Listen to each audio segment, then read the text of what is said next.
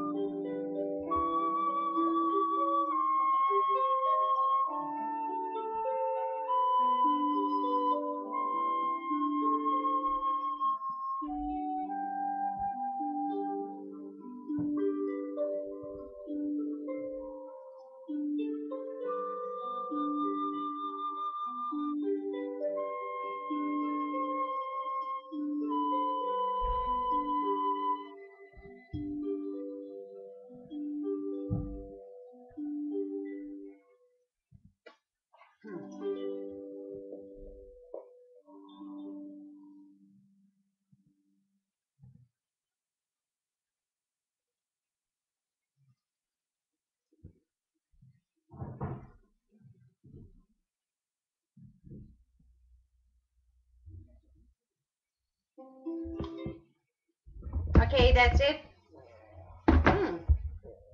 Okay, that's it for the music. So now we're going to read chapter 6. One, one, two, three. One. I can't do this.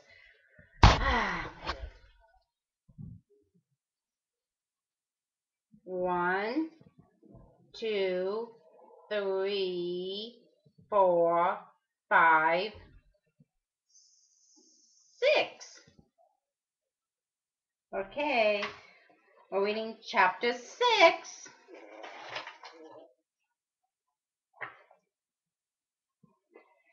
Okay, here we go.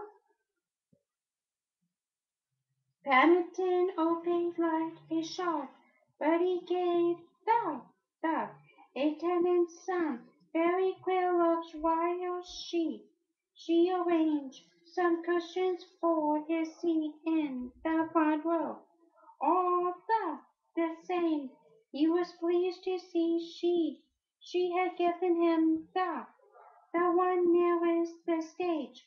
He already sent a postcard to his Aunt Lucy with a carefully drawn copy of a plan of the theater which he found in one of Mr. Gruber's books, and a small cross in one corner marked my seat.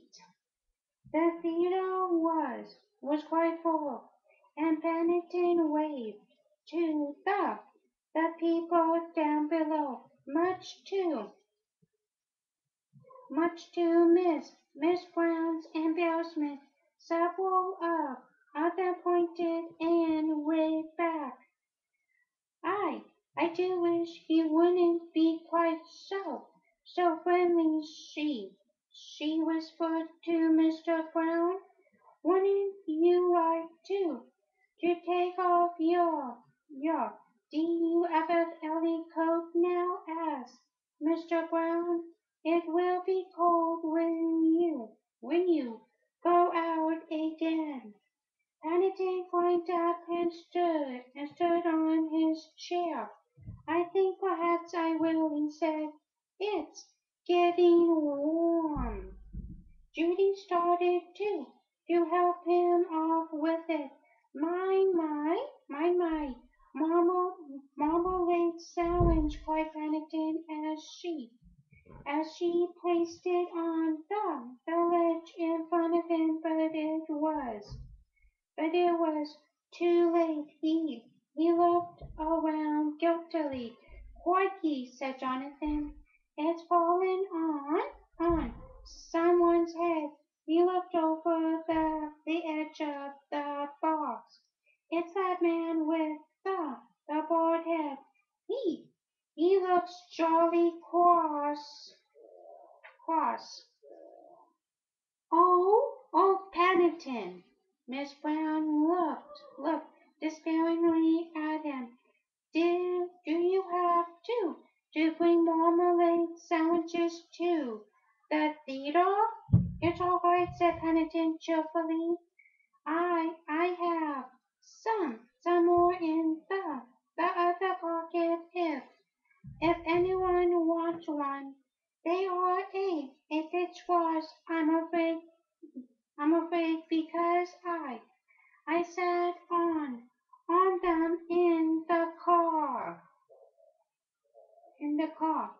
There seems to be some sort of a war going on down below, said Mr. Brown, craning his head to look over the edge. Some chap just waved his fist at me.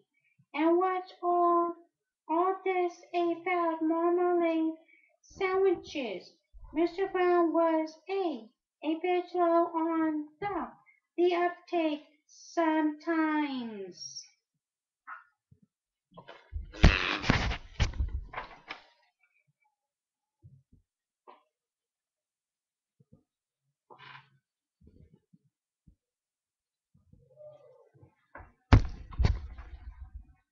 Nothing there, said Miss Brown hastily.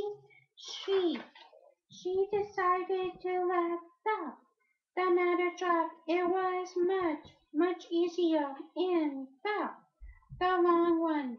In any case, Paddington was having a great struggle with himself over some opera classes. He had just seen a little box in front of him marked opera classes, sixpence. Eventually, after a great deal of thought, he unlocked his suitcase and from a secret compartment withdrew a sixpence. I don't I don't think much of these, he said a moment later, looking through them at the audience. Everyone looked smaller. You you have got them the wrong way round, silly, said Jonathan. Well, I still don't think much of them, said Pennington, turning them round. I wouldn't have bought them if I known still, he added after a moment's thought. They might come in useful next time. Just as he began to speak, the overture came to an end, and the curtain rose. The scene was the living room of a large house, and saw Celie Bloom in the part of a village square was was pacing up and down. There was a round of applause from the audience. You don't take them home, whispered Judy. You have to put them back when you leave. What? Cried Paddington in a loud voice. Several cars came from the darkened theater as Shaw Celie Bloom paused and looked pointedly in the direction of the Browns' box. Do you mean to say, Roosevelt Pennington for the moment sixpence, he said bitterly. That's three buns worth. He turned his gaze on Shaw Celie Bloom. Saucy Flynn looked rather irritable. He didn't like first nights and this one in particular had started badly. He had a nasty feeling about it. He much preferred playing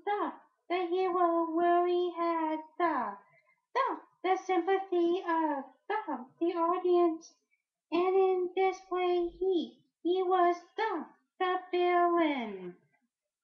Being the first night of the play, he wasn't at all sure of some of his lines. To make matters worse, he had arrived at the theater only to discover that the prom boy was missing, and there was no one else to take his place. Then there was the disturbance in the stars just before the curtain went up. Something to do with a marmalade selling sold up, the stage manager had said. Of course, that was all nonsense, but still, it was very disturbing. And then there was this noisy, this noisy crowd the box. In the box. He sighed to himself. It was obviously going to be one of those nights. But if Soraya Emilie heart was not in the play, Paddington certainly was. He soon forgot about his wasted sixpence and devoted all his attention to the plot. He decided quite early on that he didn't like Soraya Emilie, and he stared at him hard through his awkward glasses. He he followed his every move, and when at the end of the first act saw Celie in the part hard of the hard-hearted father turned his daughter out into the world without a penny. Paddington stood up on his chair and waved his programming indignantly at the stage. That's all for now. Now we're going to hear one more minute of music.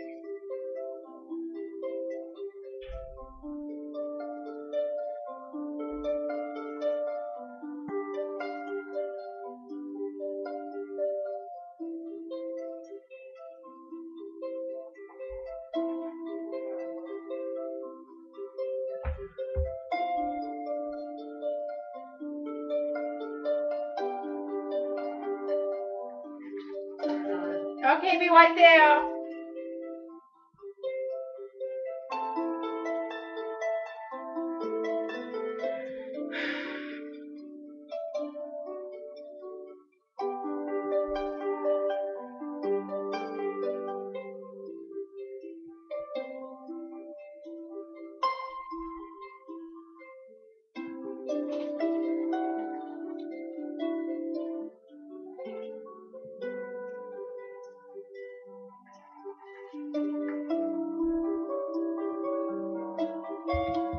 Okay, that's it for the music.